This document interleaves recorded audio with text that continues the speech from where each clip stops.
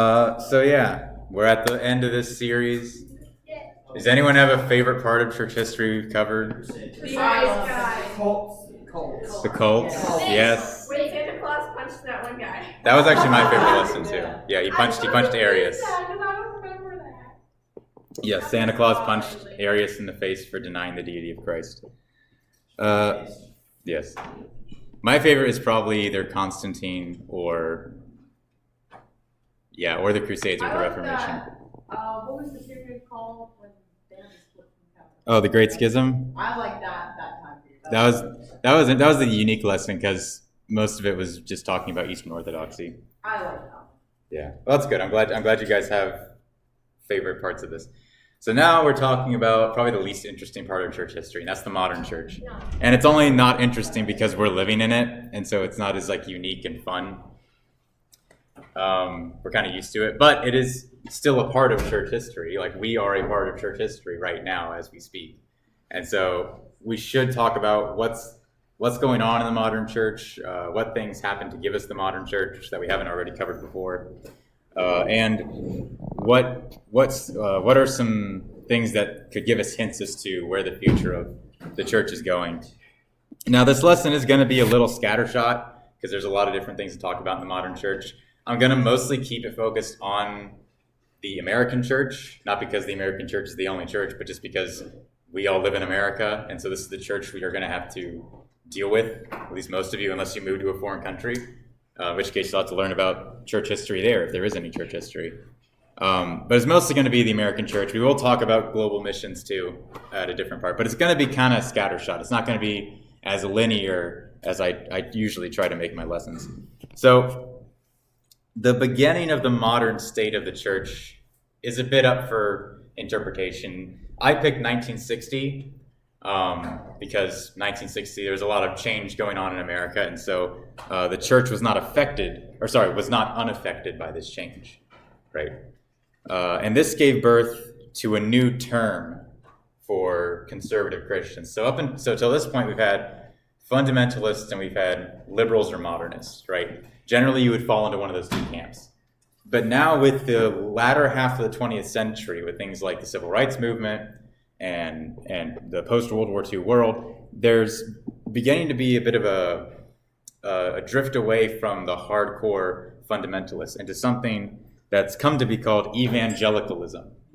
Many of you have ever heard the term evangelical refer to Christians, specifically American Christians, right? It's very common. You've probably heard it before. And you probably wondered, why are Christians called evangelical? Obviously it has something to do with the gospel, right? The evangelion, right? The gospel. But why would that require a special title? Because very few Christians before the modern era were called evangelicals. Well, we've covered, like I said, the last lesson, how in the early 20th century, the church was split between liberals and fundamentalists. But in the 1960s, a lot of conservatives found themselves disagreeing with fundamentalists on issues like the Civil Rights Movement and on legalistic issues like, no alcohol, no women wearing pants in church, things like that. And so they rejected the attitude of the fundamentalists, right? This very legalistic attitude. But they also rejected the liberals and being like, well, no, Jesus is still God, the Bible is still inerrant, things like that. And so they became kind of a middle way and a reaction against fundamentalism. So now you've kind of got liberals, evangelicals, and then if you want to go to the furthest spectrum of evangelicals, you'd have fundamentalists. Because like we said, most true fundamentalists, like we talked about last week, are a very small portion of the modern church, and they continue to shrink because, shocker, people don't want to go to legalistic churches. So this is where evangelicalism came from, right? So if you ever hear, usually it's used in terms of politics. People will talk about evangelicals being a voting bloc, right? Evangelicals tend to vote Republican. They'll talk about it in those terms. And what they mean by that is basically non-liberal Christians. Because you'll have mainline Christians, which typically just means liberal. So the figurehead of evangelicalism was Billy Graham, who's this guy right here. I forgot that I didn't put that picture to come up later. But Billy Graham, sure you've all heard of Billy Graham at some point. That's basically as far back as most churches go in their church history. They go to Billy Graham. That's where the church started, basically, other than the apostles. Billy Graham, for those of you who don't know, was an evangelist for the latter half of the 20th century into the 21st century. He died only 6 years ago, so he was just shy of 100th birthday. I know. It's like when Betty White died. It's like you were so close.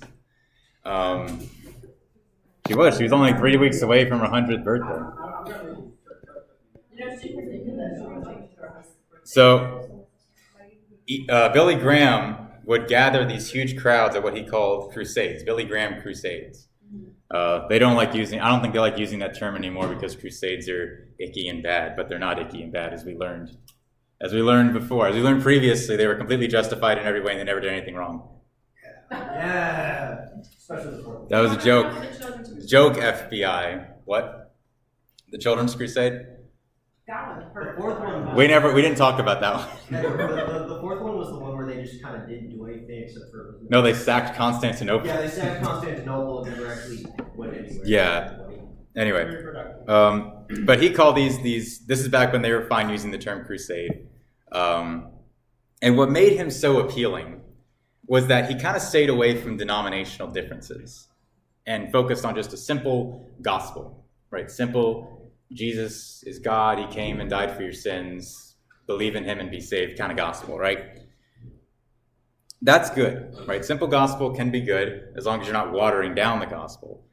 But the downside was that Billy Graham inherited the pattern of ministry that was laid down especially by the Second Great Awakening. So if you remember a couple lessons ago when we talked about the Second Great Awakening, we talked about how it was very focused on decisions and revivals, right? That was the name of the game. It wasn't about planting churches and shepherding people and discipling them. It was about get into the town, set up a tent, get a big revival going for a couple days, get some people up there making decisions for Christ, pack up, leave the next day, move on, right?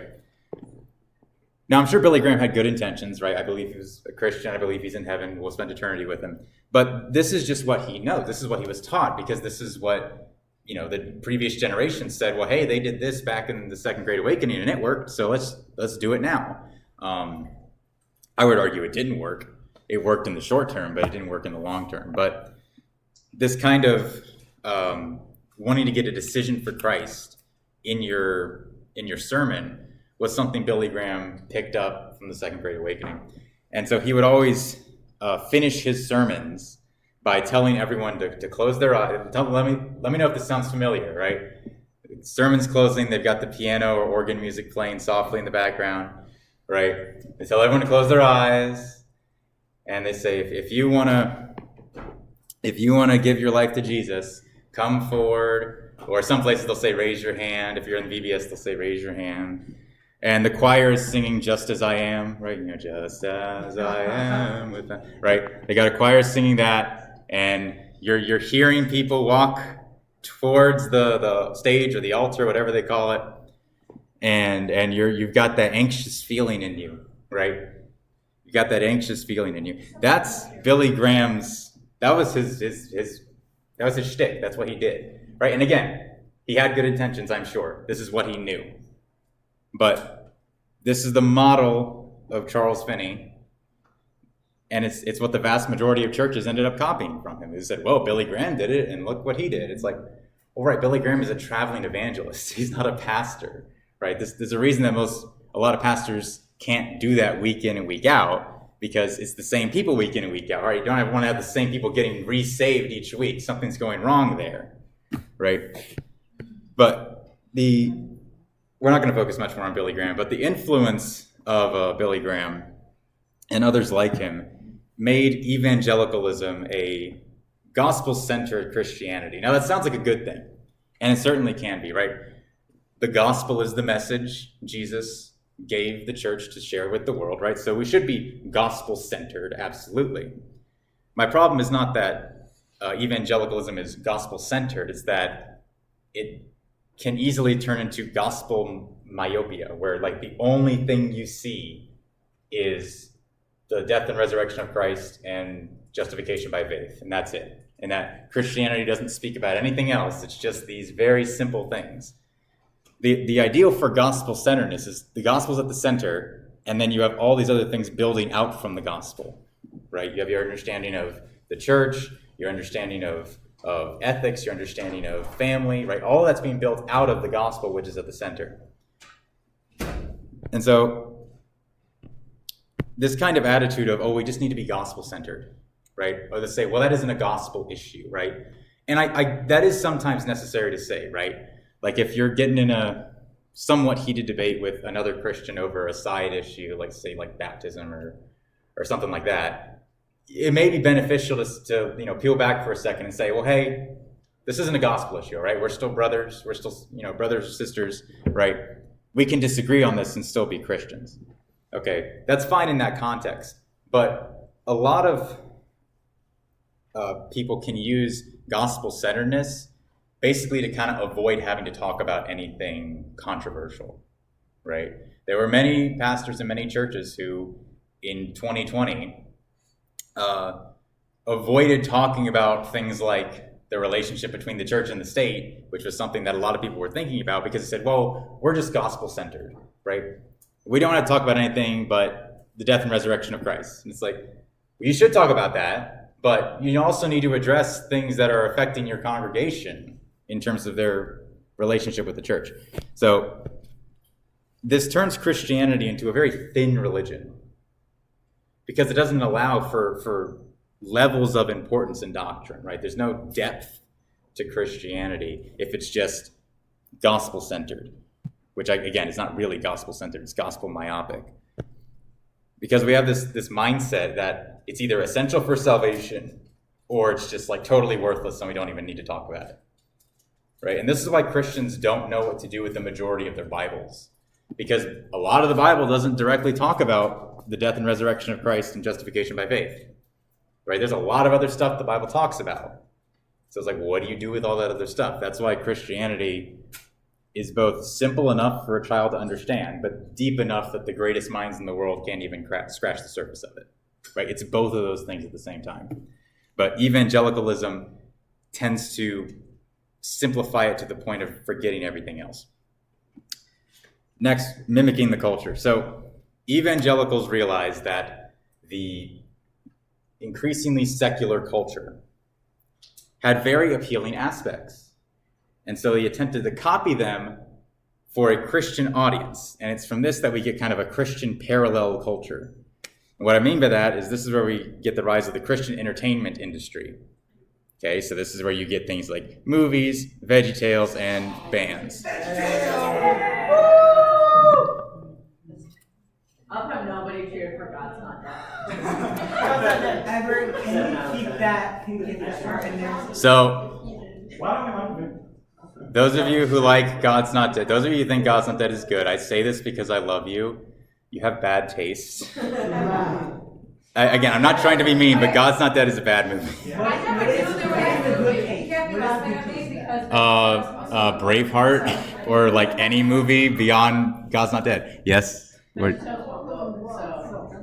Right, I know. How come the two main characters in VeggieTales are fruit?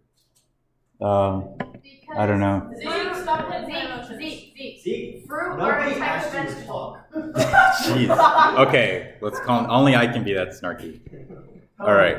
So this is where we see the rise of Christian music, movies, Christian bookstores start opening. Now there had been Christian music and films and stuff before this, right? You had like the classic Ten Commandments movie that's like 4 hours long when you show it on TV. That was made in the 20s. They remade it in the 50s. But that existed, and that was something that the popular culture watched. Like that's still considered a classic movie. You had gospel music going back to where you could first record music, right? Even artists like Elvis Presley and Johnny Cash, both of them made great gospel music. So you had this stuff before. So it's not like this was brand new, like no one had ever made a movie about the Bible or music about Jesus. No, of course it had been around. But the difference here is that evangelicals were taking the culture's music and movies and books and just slapping a coat of Christian paint on it and then repackaging it, saying, all right, here's the Christian, there's a Babylon Bee meme that's like, the secular version and then the Christian version. It's like if you like what was it? It's like if you like Nickelback, you'll love Skillet, which I think Skillet's better than Nickelback, but I actually like Skillet quite a bit. It's cheesy, but it's nostalgic for me. I'm curious. Have any of you heard of DC Talk before? Yes. Okay. What is DC Talk? Well, I was gonna say ask your parents, but I don't think they would know either. If you don't know what DC Talk is, if your parents grew up Christian, ask them and they will know it. My parents grew up. Yeah, I was like, your parents grew up in Nigeria, they ain't gonna know this. My mom was Catholic. What is That means she was probably listening to good music. But anyway, so this is why, again, like if I'm sounding mean towards Christian media, it's because I am. But a lot of it is just, okay, take culture thing, take all the bad stuff out, slap Jesus on it somewhere, and then sell it back to you. Okay? Makes me think of the 70s. Jesus Crusade. Well, that's where it started. It started in the 70s, right? It started with that. And so it's kind of this imitation of the culture. And every Christian kid picks up on that at some point, right? Everyone does it. Even if their parents are very strict and they're like, you're only going to listen to Christian music and watch Christian movies, eventually they're going to figure out like, hey, this is just like those movies that all my secular friends watch, but it's worse. So I'm going to go watch those when I get the chance. So anyway, this is where you see the rise of that. I'm not going to go much into it. I could rant for like several hours about this. But anyway, this is also the time where we see the rise of what have come to be called mega churches. Now again, there have always been large churches. Some churches have always been bigger than others just because of where they are and the amount of money going in. But mega churches operate differently than large churches of the past did. Because mega churches tend to steer away from denominations. Like most mega churches are non-denominational. And they instead operate more like a brand than a denomination. Look, I've never been to Manna, so I'm not going to say anything against them. But Manna is a brand. They are a brand. They are. Right? Even though they have satellite churches, which is totally fine. Right? It's totally fine to have churches that split off from bigger churches. That's how churches get formed. Right? Even in the New Testament, we see that there are multiple local churches in cities, like the churches of Galatia. So that's fine. But they're not calling themselves like a denomination. It's basically, this is our brand. This is our brand of church. Yes? One of their churches, I believe, has a coffee shop in it. Oh, I'm sure all of them do. Hey, listen. All right. Listen. You can say what you want about men. You still have coffee My in family church. knows men. Berean has a Starbucks. I've been to Berean once, but I didn't see a Starbucks. I'm gonna just leave it at that. You can say what you want about men, but Berean has a Starbucks. What was that? Sorry. Don't we remember what Jesus did when he taught people selling stuff in his church? It's true.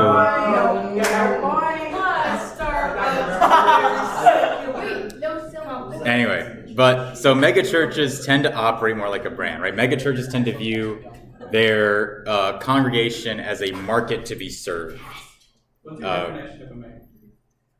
A certain size the church has to be. Well, yeah, that actually is a good question because there are churches who are large enough, like about as large as like a Manna would be, but they preach faithfully. So, I should have thought of this before I wrote the lesson. I think it's I just think we it's really allow. like the style of preaching. Yeah. Yeah, Honestly, like the lack of right. inclusion. My family's been going to Manna for a long time, and one thing I always thought, it's a big church, I don't like it, but their sermons are still 100% in the Bible. It's Right. And it's not like what you were just talking about, where it's only gospel centered and they only ever stay in the first 12 books of the New Testament. Right. But there's a balance. So megachurch, I guess I would define it as, I guess there probably is a certain number maybe you reach. I would say it's a church that has grown to the point where it has multiple, perhaps has multiple campuses, but it's not operating like a denomination. It's operating more like a brand. It is hard to define. That is a good question. I'll have to look into that more. It's so big that they do things for show, that's when I'm. Yeah, worried. that's true. But there are even small churches that do things for show. Well, So it is hard. I'm saying like a certain church was going in and remodeling homes because we're gonna give back to the community, knowing good and well that it was going to be demolished and they didn't care and they took every shot possible. Right. That was just, hey, let me push my name. It wasn't helping. Yeah. the person. So. Like mega church is, I guess, more of a style than an actual like Yeah, definable it's- thing. It's not like once your church hits Yeah. 5,000 members, you're making sure. Right, right. It's how you preach, and what your church does. Yeah, I correct. feel like that's a big thing, is how does your church try to portray? So you're gonna be the church in Texas, that like when Texas was flooding, they didn't let people in. Yeah, that was Joel Osteen's church, which we're going to talk about him in a second. You're but- gonna be Joel Osteen, or are you gonna run, some Right. food banks? Right, exactly. Like the problem with the mega church is that it's so hard to get connected to just a few people. Yeah. Yeah. And like here, when we moved here, it's like so much easier we can talk to everybody. Yeah, and that is why churches like would split off into smaller churches. Like you would have a lot of people flooding into the church at Rome, and it's like, okay, well now we got to have multiple different local churches in Rome, but we're all going to stay connected. I mean, in a sense, that is kind of what like Presbyterian church government is, where you have a governing body looking over all these churches, but they're each local churches, or like the Catholic Church calls them parishes, right? So there have always been big churches like that. Yes, What about the now ununited churches? the now ununited It's churches. the now ununited Presbyterian churches. Isn't there like church? They would be non-denominational. They might still be theologically Presbyterian, but Presbyterian is a style of church government. Yeah, Presbyterian is a style of church government. So if you're not practicing that, you aren't technically Presbyterian, even though you might agree with the theology. Anyway, megachurch. The main thing I wanted to focus on with megachurches is that a lot of them tend to view their congregation as a market to be served, not as a flock to be shepherded or people to get involved. They say, okay, what do these people want? How are we going to give it to them? This is why they tend to focus on extravagant music, inspirational sermons. By that, I don't mean like sermons that, put the fire in you. That's fine. But I mean like sermons that are not really about Christ. They're more about like, here's 10 steps to like get better at, loving your wife or something. It's like, okay, cool. That might be helpful, but that's not what I want to hear from the pulpit on Sunday morning. I need to be reminded of Christ and his work on my behalf. Now, again, that doesn't mean every sermon has to be explicitly gospel or from the first 4 gospels, but I mean, Pastor John's a great example of this. He's preaching through Jeremiah right now. Jesus is not mentioned by name in Jeremiah at all, but he's connecting it back to Christ every sermon, because that's where our only hope is. He did that Revelation, Mm-hmm. where he's Right. Jesus is everywhere in the Bible. Everywhere. Which is something we'll talk about in the next series we do. But focusing on this right now. These churches also tend to produce celebrity pastors. Yeah. And again, there have always been certain pastors that were more popular than others, right? This is why we have the books of Augustine and not the books of some guy who preached in Egypt that we have no idea who existed, right? So certain pastors, certain theologians have always been more influential. That's fine. But again, celebrity pastors market themselves more like motivational speakers and not as much as like a shepherd, right? So these churches tend to attract, a lot of people with this, but do they keep them there, and are they there for the right reasons? Smaller churches, seeing the success of lots of mega churches, wanted to have the same success, and so they sought out ways to try to get people into their pews. Now, to do this, they shaped their message to appeal to people who had either never heard of Christ or had a distaste for traditional Christianity, which is most people in America. Most people in America have heard of Jesus in some way. And this was called the seeker-sensitive movement. And so this was basically, again, the heart may have been right. Obviously, we want to reach people who are not Christians already. But we can't do that while sacrificing the depth of Christianity, the richness of Christianity. But the seeker-sensitive movement was essentially, okay, let's water down Christianity to things that will appeal to the non-converted. Okay, so sermons no longer had any level of theological depth. Instead, they were just very, very simple messages. And again, there's a time for a simple message. But even simple sermons can still be rich in terms of things they're applying. These messages hardly ever talked about our need for a savior from sin, and instead they just talked about, like I said, how to overcome obstacles in life and develop a more positive self-image, right? These are things that are going to appeal to the unconverted because it just sounds like the standard self-help garbage they're going to pick up at the airport or something, right? And this was all done in the name of getting people to church who would never come to church. Okay? Again, a noble desire, but this caused two problems. One, unbelievers were never challenged. And they could never be brought to saving faith if you're not challenged, right? Saving faith requires a acknowledgement that you are a sinner in need of a savior. Okay? And two, the church neglected the faithful Christians already in their congregations. This is why many churches today don't view their congregation as people who need the gospel, right? They think, okay, they've heard the gospel, they've been baptized, they don't need it anymore. No, you need it every week. You need the gospel every week. Yes? What was that second one again? The church neglected the faithful Christians already in their congregations. And they said, okay, you guys are already here, you're good, but we got to get people who aren't in here to come in. Again, that's fine, but you don't do that at the expense of the people who are already there, right? The Sunday morning sermon is actually not meant to solely be evangelism. It is meant to feed the flock that is there. And if there are unbelievers there, great, hopefully they hear it and they get converted. But you can't neglect your congregation, right? That's why, again, it's that second great awakening change of mindset where instead of Christianity being a life of discipleship, it's now a decision and then you just kind of are good until you die. Again, very thin Christianity compared to Christians of the past. This also led to the rise of televangelists. Hey, it's the funny angry man that looks weird.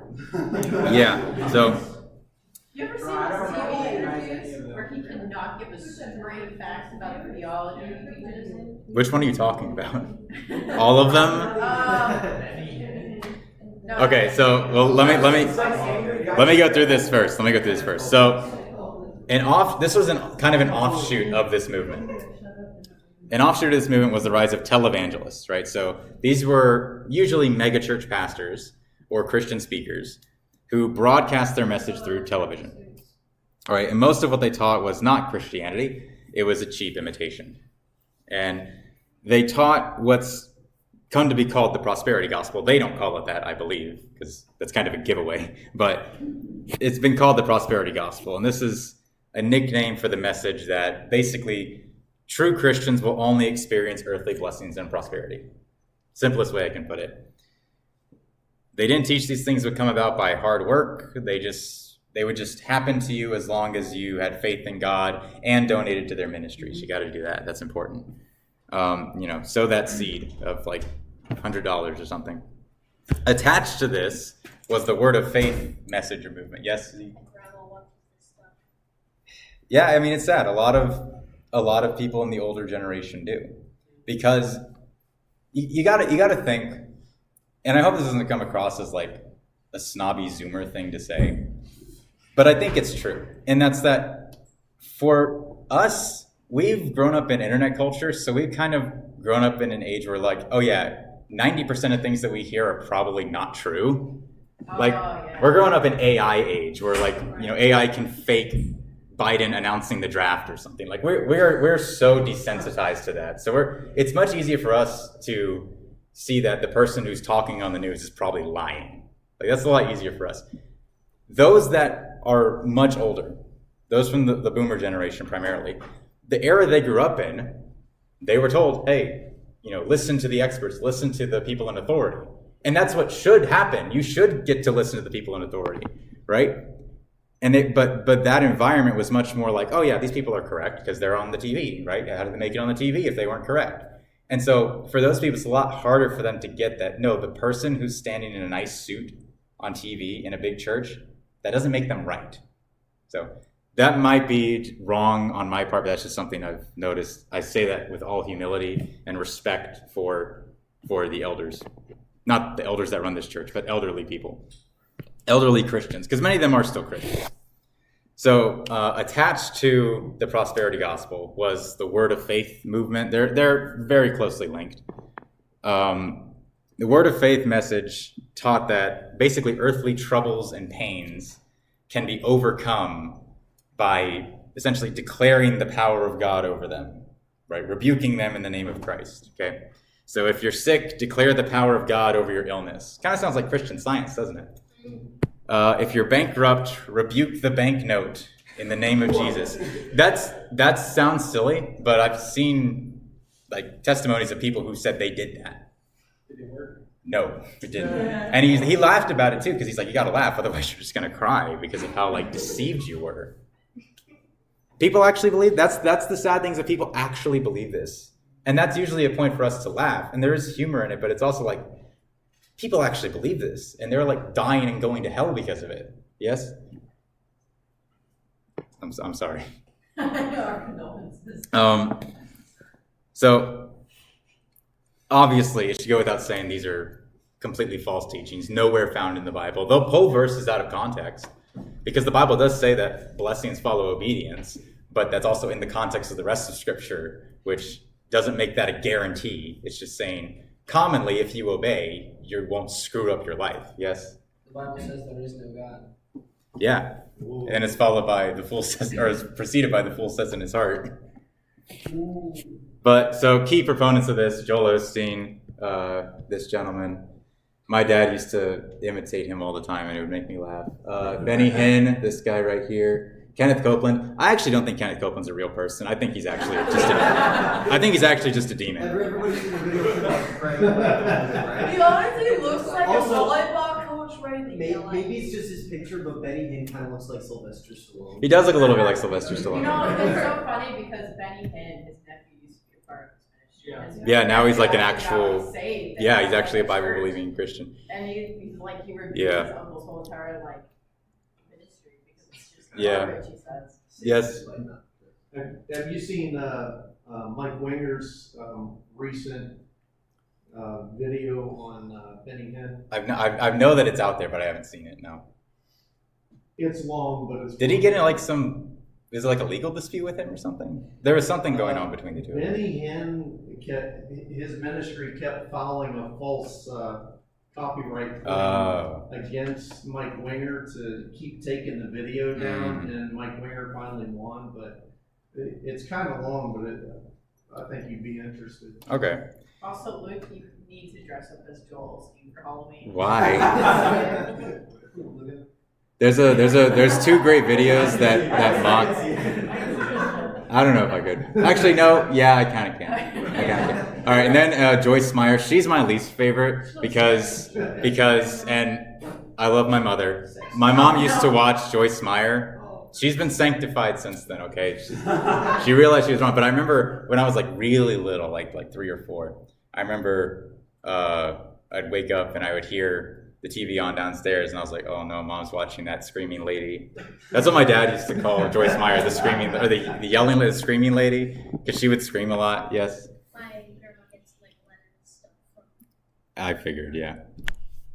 I read maybe like half or 3/4 of Benny Hinn's book of like how it all happened. It was really interesting. And then I read like his nephew's thing. I mean, they literally go around buying Rolexes and just spending nights at $10,000 hotels. Like they just are living the life.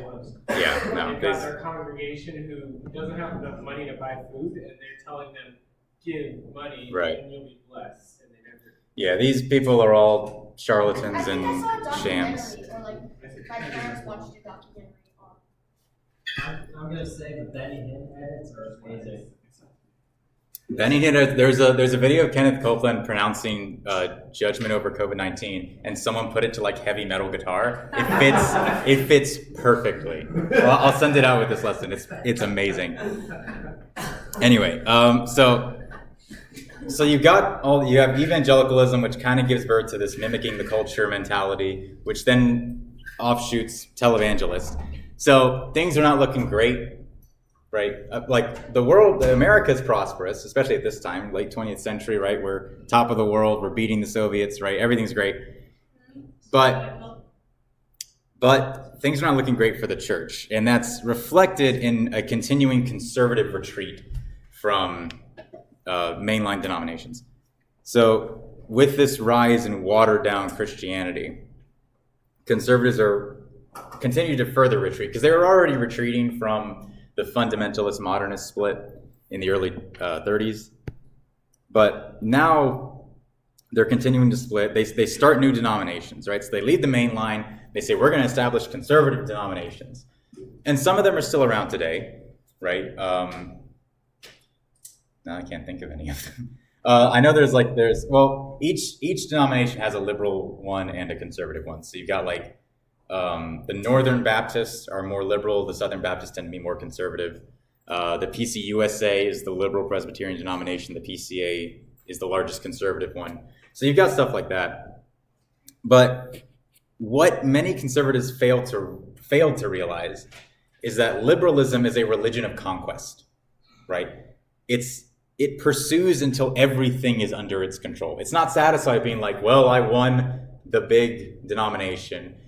I'll let you just run away over there and have your denomination and compete with me, because this is a gentleman's game. No, liberalism is evil. They will pursue you until they consume everything you have. Okay, this is why almost all of the conservative denominations today are struggling with liberalism within their ranks and within their seminaries, right? The Southern Baptist Convention had a big thing about critical race theory a couple of years ago, right? And it was getting into their seminaries. Yeah, liberalism, the reason for this is because liberalism has taken over the culture outside of the church. And so you can't just run away from it and expect it to leave you alone, right? It will hunt you down until it has you or it has your kids, right? The only way to stop the fight is to stand. Or the only way to stop is to stand and fight. But that's the only option you have, okay? I forgot to put liberalism pursues. That's what I meant to put up there, right? Liberalism isn't fine with you having your little conservative space. Or, well, they might be fine with that as long as that little conservative space doesn't try to grow and get too much power and influence, right? They're fine. That's called controlled opposition, right? They're fine, okay, as long as we can keep you guys over there in your small little circle sharing Ben Shapiro memes and wearing MAGA hats, that's fine. But don't you dare try to run for office. Don't you dare try to actually affect change, right? You stay there and you keep complaining about how the world gets worse and worse and worse. But unfortunately, many conservatives don't understand this, or they did. They're waking up to it. They believe liberalism is just inevitable, right? So they just leave. They're gonna take over eventually. Let's just leave. But when you leave, you don't just leave behind liberalism. You also leave behind money, influence, seminaries, colleges, missions boards, church buildings, right? You leave behind all of these resources. And not that God can't work apart from those resources. Of course he can. Of course he can, right? God does not need anything. But you still shouldn't just intentionally abandon that stuff out of fear that liberals will take over, right? And starting a new denomination is difficult, especially if it's just you and a few other churches. And so many of these new churches become non-denominational. This era is where we see the rise of non-denominationalism. We are a non-denominational church. We split off from a Presbyterian church. Now, I don't know what exactly happened there. I think from what I heard, this is back in the 70s, the pastor was supporting abortion or something like that, which is pretty shocking for the 70s. Like today, I would see that happening, but right. So we are this church is one of these reactions to that, right? Now, I'm not saying there's never a reason to split. I'm not saying there's never a reason to leave. There can be. Okay? But when your reaction is always retreat, that's your go-to every single time, at a certain point, you've got to say, maybe we're doing something wrong. Maybe we need to rethink our strategy. Because the point of retreat is to get to a fortified position and then eventually push back, right? Or at least hold that. But that's not what we're doing here. We're continuing to give ground. And the thing with non-denominational churches, one is that they can be hit or miss, right? This church is a hit, absolutely. Okay, we're solid. We believe the Bible. We preach the word. But that's a rarity. The thing with non-denominational churches is that you don't really know what they believe because they don't come from a tradition that has a very well-defined confession of faith, right? We have a statement of faith, and I think it's very good. I think it's biblical.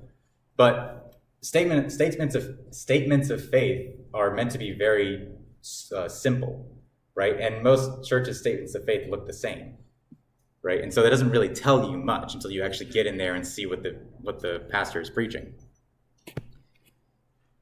Another thing is that non-denominational churches tend to be these kind of islands of Christianity, right? They're not really connected to other churches, right? Maybe they are in some ways, like, friendships, or maybe there could be some missions cooperations, but they tend to isolate further and further and further, right?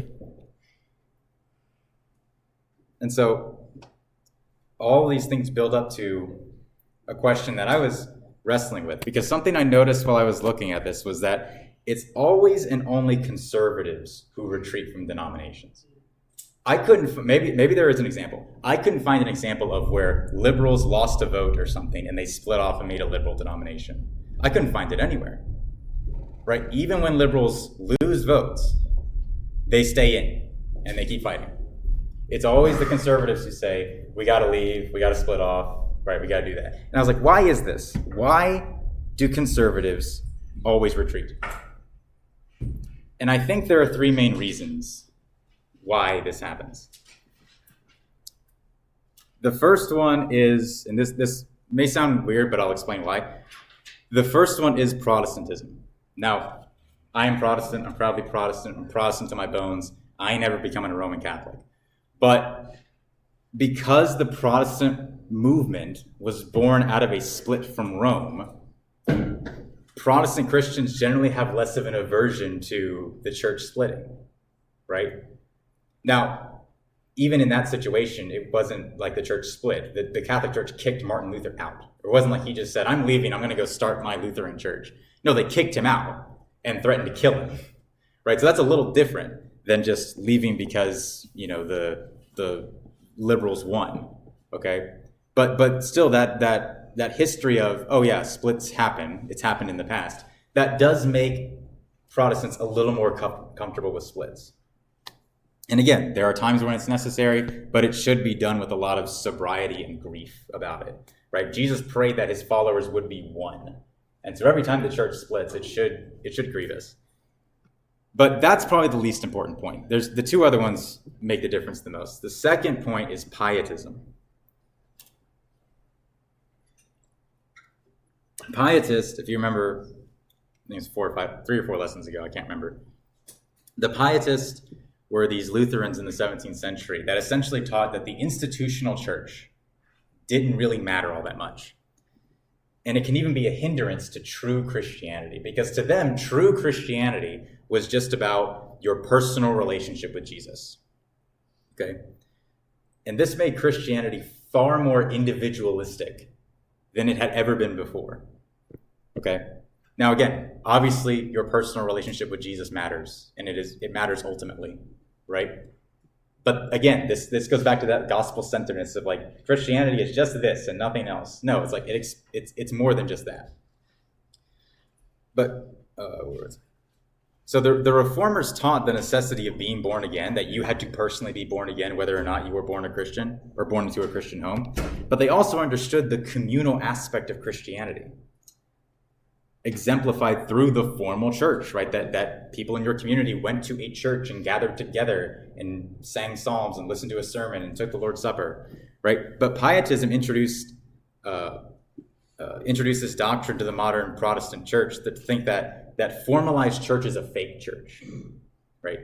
It really is an attitude of formality is fakeness. This is why so many people today have this attitude where it's like, in order to be genuine or be real, it's got to be this like raw, emotional feeling, right? That things that are formal or written down or carried on by tradition, no, that's just stodgy and fake. In order to be real, it's got to be this emotional thing. And that's just such an immature way of thinking. It's a very immature way of thinking.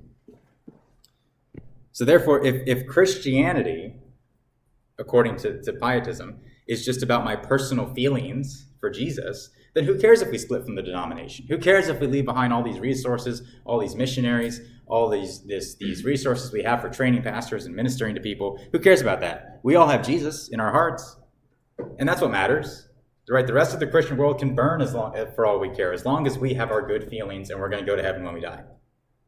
That's pietism.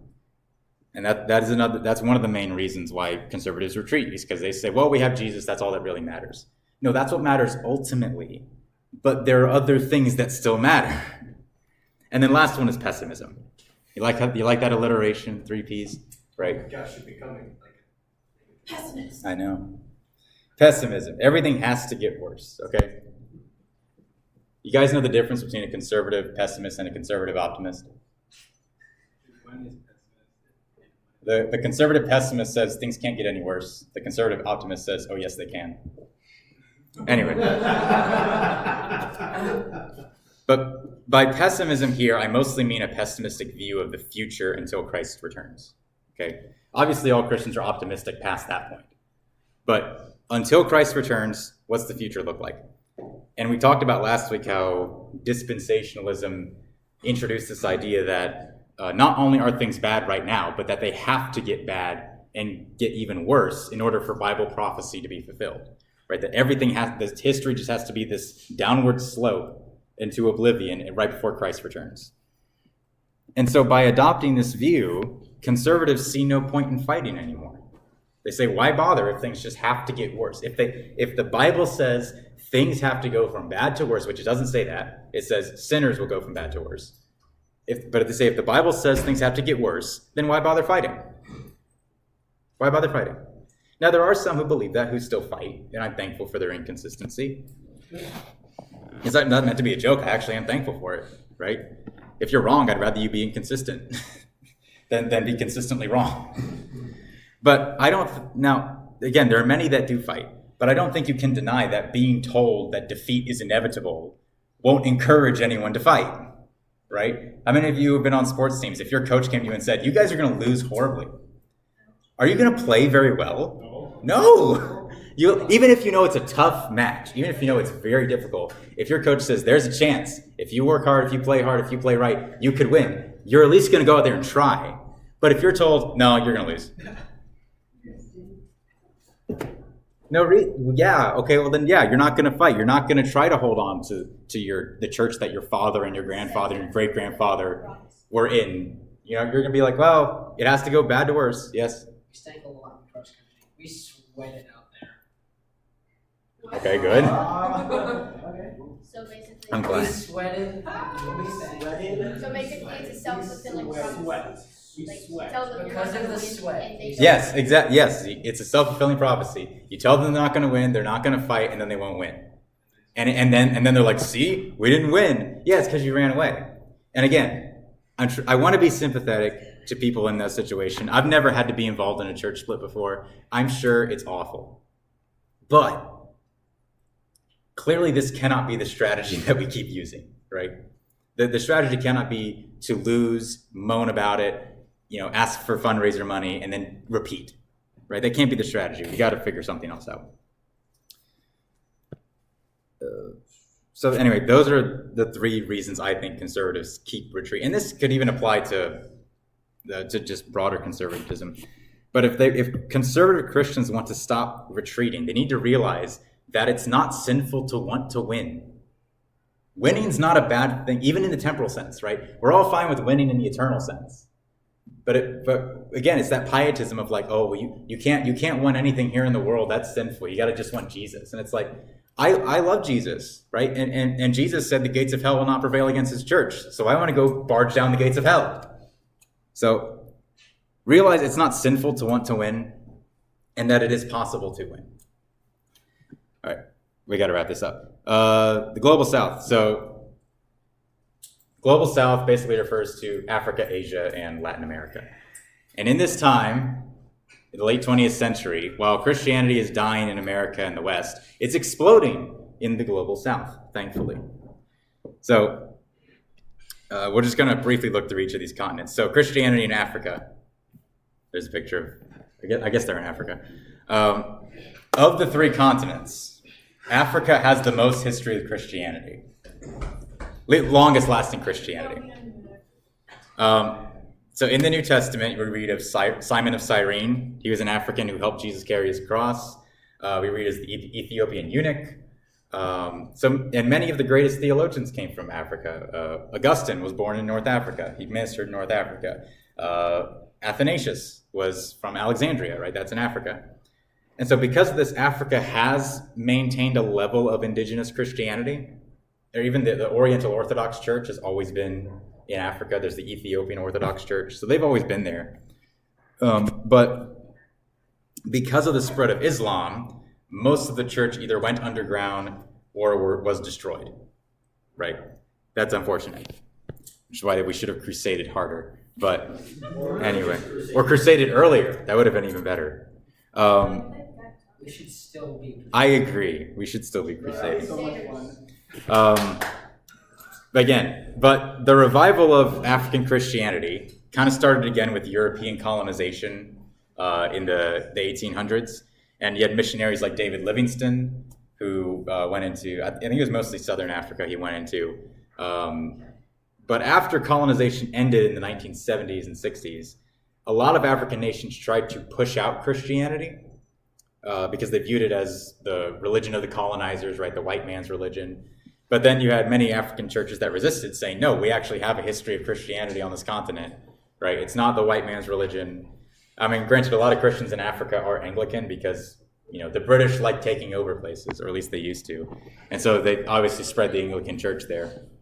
And so I believe it's either now or it will be soon that the average Christian on earth will be like a 35-year-old Nigerian woman who's an Anglican.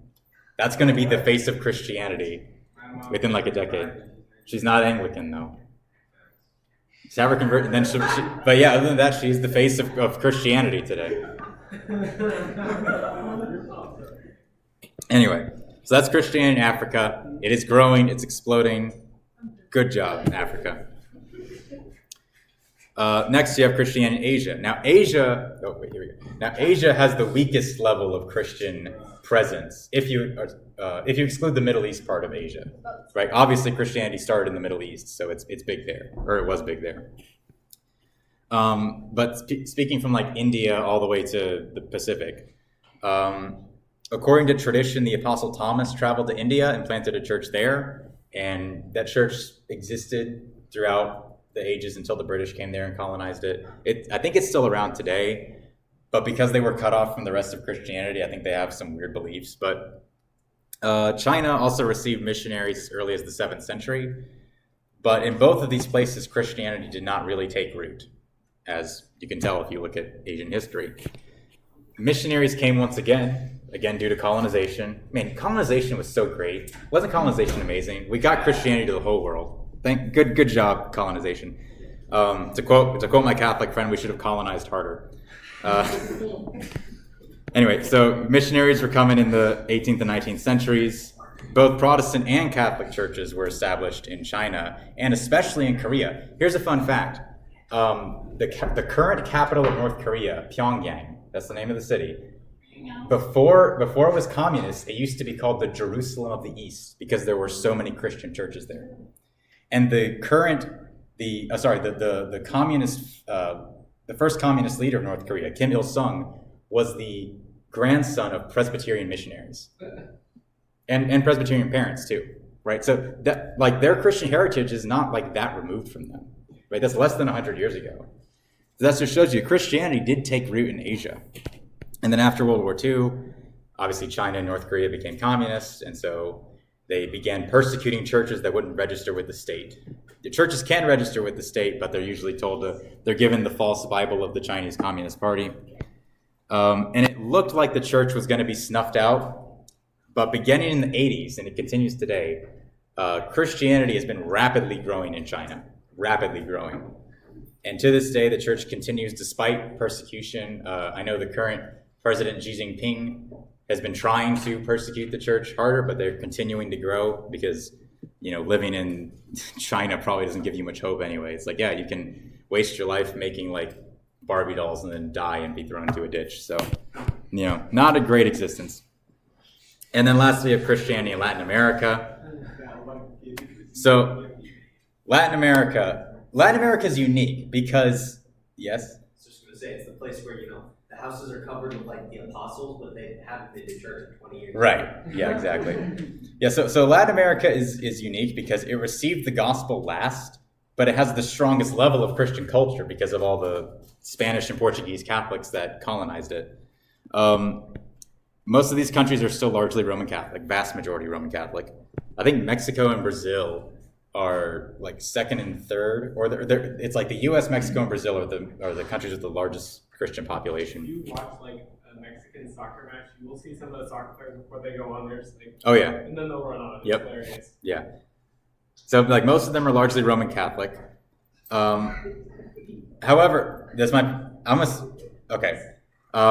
there is sort of a mixing in many Latin American countries between like Latin American folk religion and Roman Catholicism, which is how you get like Day of the Dead kind of stuff, right?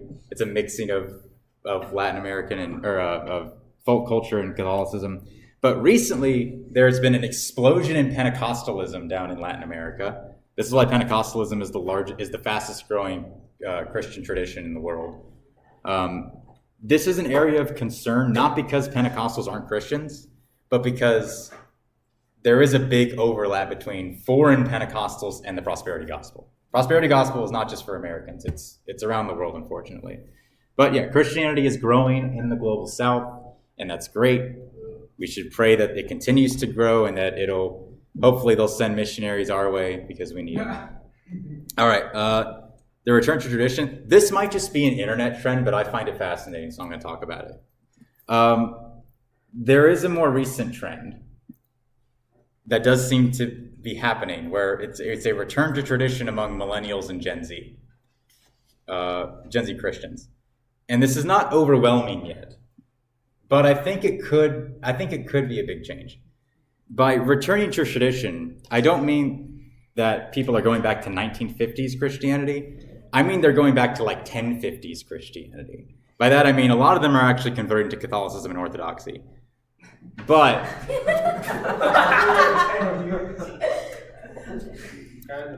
I was searching, I just looked up trad meme and just kept scrolling until I found something good. So again, this might just be an internet trend, but I find it great. So we're going to talk about it because I get to write the lessons and talk about what I want to talk about. So this started with a trend, an increase in conversions into traditional Roman Catholicism and Eastern Orthodoxy. Now that on its own is not great. I would prefer people not do that. I prefer you be these things than atheist, but I'd rather you just be a true Christian. But I think this does show that modernism is losing its grip on people, right? We're starting to realize that the world we've grown up in is so unsatisfying. Everything is cheap, it's fast, it's feelings-based, and it's disconnected from the past. And the church has only leaned into this, right? We talk about mega churches. And by the way, even Catholic churches, some of them have leaned into this, right? But those that haven't, many people want something that doesn't feel like the world, right? I don't want to walk into a church and have it look exactly like the bar I just went to on Saturday night, right? I want it to look like something else. I want it to look like it's orienting my eyes towards heaven. And that is something that you get aesthetically in Catholicism and Orthodoxy, right? Because they've got icons all over their walls and, they're very liturgical, they're very traditional, at least compared to Protestants. And so that's why I think a lot of people are leaning this way. And even though it seems like a lot of people are turning that way, I don't think Protestants should decry it or say, oh, this is bad, they're turning to Rome. I think we should lean into this and we should actually recover historic and promote historic Protestantism, right? The Protestantism of the Reformers. They're not just their theology, but also their view of the church, their view of cultural engagement, right? There's a rich tradition of Protestant cultural engagement that we have just abandoned in the past several hundred years. All right, we should recover our history and present it to people who are hungry for that depth, hungry for that meaning. Right? Show them that Protestant Christianity is not mega churches, revivals, Veggie Tales, and Jesus carfish magnets, right? Because that's the level of depth people think Protestant Christianity is, right? It is so much deeper than that. That's one of the reasons why I wanted to teach this series. One guy I think that is doing this really well is a YouTuber named Redeemed Zoomer. Okay, good. Some of you watch him. I like Redeemed Zoomer. He did a 15-minute video on church history. He did it in the style. Have you ever seen the video? It's the history of the entire world, I guess. Yeah. He did a church history version of that, and that's what inspired me to do this series. So, thank you, Redeemed Zoomer. He's very good. He's promoting historic Protestantism. Most of his videos are him playing Minecraft while talking about theology, which I don't play Minecraft, but I like the theology. So I think he's doing a good job of that. I would recommend him. The only two things I don't like are that, one, he's a theistic evolutionist, and two, he's a little more pro-Catholic than I would be. He's Presbyterian, but he's very friendly towards Catholic and Orthodox. But other than that, I think he's very solid. Now, of course, all of this might just be a fad. Is this just a fad? Yeah, maybe. Might just be a fad, right? There's tons of LARPers out there. There's tons of people who just who put their profile as the Giga Chad Orthodox guy and think that they're Christians, right? There's lots of people using Christianity as an aesthetic. But movements have to start somewhere, right? People thought the Reformation was just a fad. And look at where we are now, okay?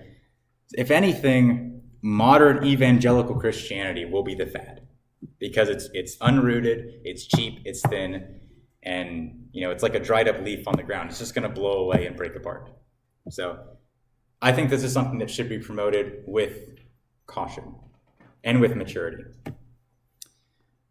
We're running behind. All right, future church history. So you've seen the history of the church.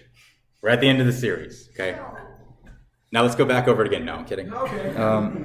Restart. Now, what should we look to in the future? Well, I have some ideas, but they're all probably wrong. So let's not look at my ideas. Let's look at what Scripture says will always be the case with the church.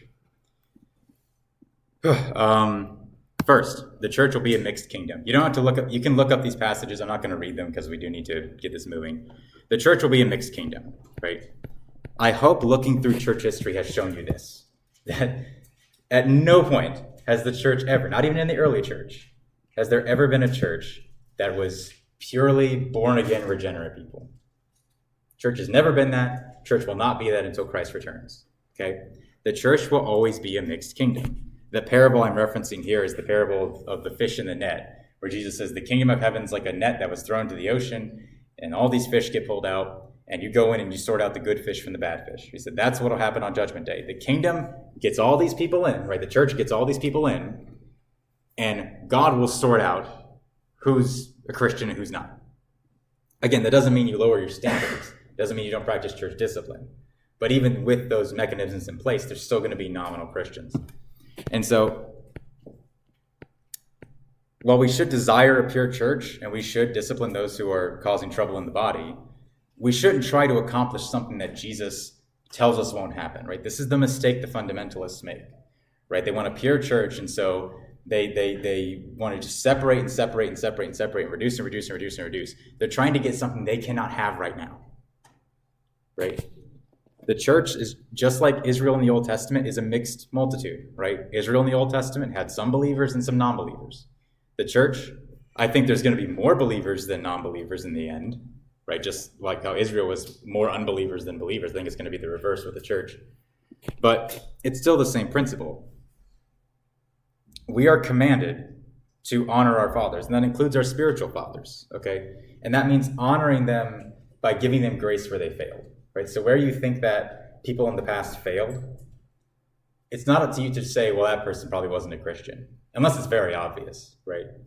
You should look at them and say, this is my spiritual forefather or foremother. I'm going to honor them, right? Doesn't mean I have to agree with them, but I'm going to honor them. Next, the church will mature to perfection. So the church is going to mature despite this mixture, okay? And as we see church history go along, we see the doctrine become sharper and sharper, right? First few centuries, that sharpened the doctrine of the Trinity and the nature of Christ, right, through the councils and the creeds. In the Middle Ages, the church focused on discipling the nations and maybe went too far and became too involved in politics.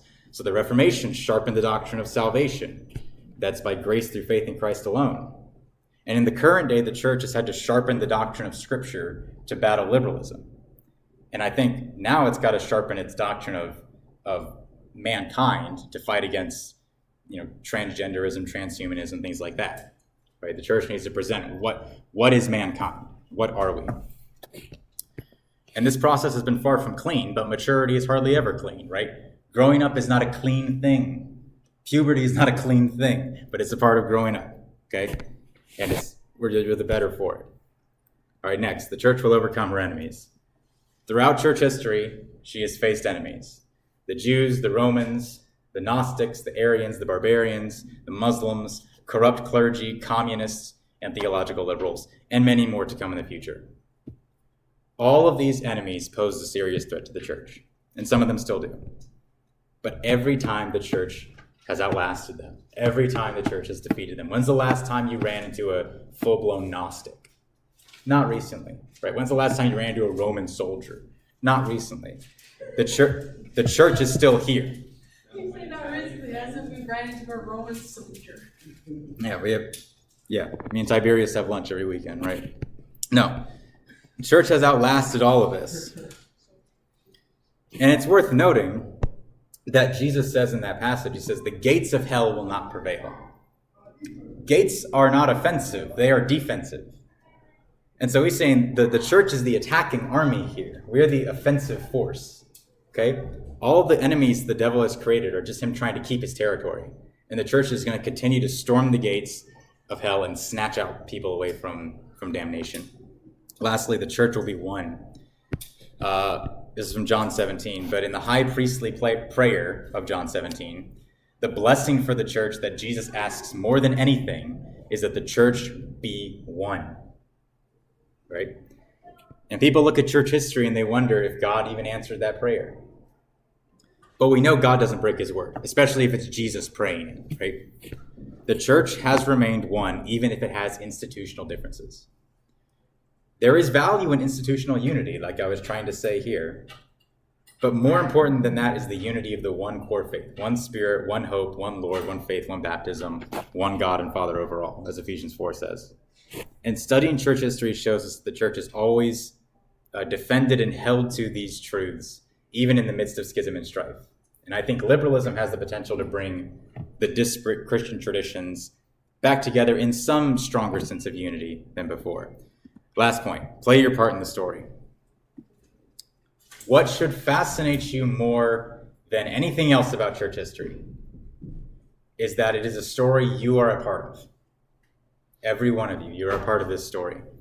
You are a part of the same church as Polycarp, Athanasius, St. Patrick, Alfred the Great, Richard the Lionheart, Martin Luther, John Calvin, Jonathan Edwards, and all the men and women of history that people have forgotten about. Okay? They have now passed this story on to you. You have a part to play in this grand narrative of God's redemption. And don't think there are only a few parts to play. God has different destinies for different people. You look in Hebrews 11, and it says, some conquered armies, some, outlasted the sword, some, killed lions. Then it says some died for their faith, some were sawn in half, some were eaten by lions, right? So that what that's showing is that there are some who are victors and some who are martyrs, but God has need of both of them. Some of you may be great victors. Some of you may die for the faith. Most of you will probably live normal lives and die in obscurity. And that's totally fine. All of those paths are fine because God has use for all of that. God does not require the extraordinary, only the faithful. Because God is not so unjust as to overlook your work that you do in love. Your work does matter to this story. And when we're able to look back from our eternal home, we're going to see every single detail of this masterful painting of God. And that is the story of God's people so far.